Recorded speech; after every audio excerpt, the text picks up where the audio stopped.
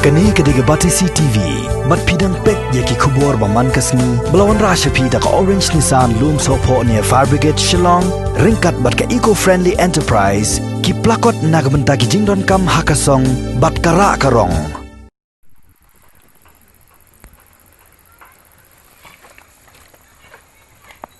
Kum sibenta bani khun thama persya ya ka jing sapriang jong khyang jing pang COVID-19 ki dikhot jong ka New Trap Youth Council Maulai Umjayur Unit hakalai photrik naitung arajar arpho ki la pelong ta ka jing sanrai dawai ya ki road ki kiar bat ikilinti ki singkien jong ka snong Umjayur hadian bagi bor senchar jong ka East Coast Hills District kilapan banai ne ka snong kum ka containment area hadian ba iwai ne ginong snong ilangat ha ka jing pang COVID-19 bat ibadang don mentah padang ka jing sa sumar sukher ha Corona Care Center Shillong. Ya kini ke jingsan rai dawai la sedang na blok 1 bala pendap ha baru asantli ki blok ki badan ha po jang ne kisnong ha bala sakhilang da orang ba snong uskat tri snong ki orang ba bagi dekat kaseng samla. Ha kini ke singi kaseng kala isung baru syak snong da ustan hand free sanitizer ha bala shimti da orang ba snong uba close cream buat uskat tri snong ba W karbudan. Komisi benta ban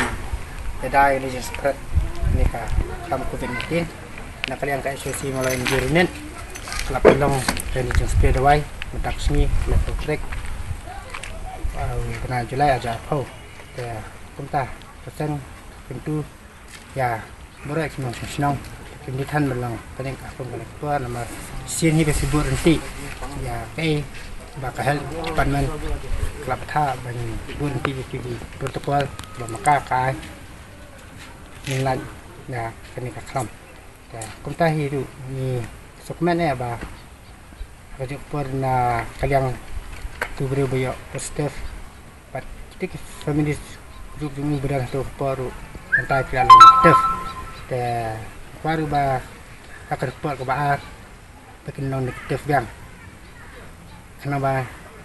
lain nak ni ke containment zone bagi nangan dan juga absen trek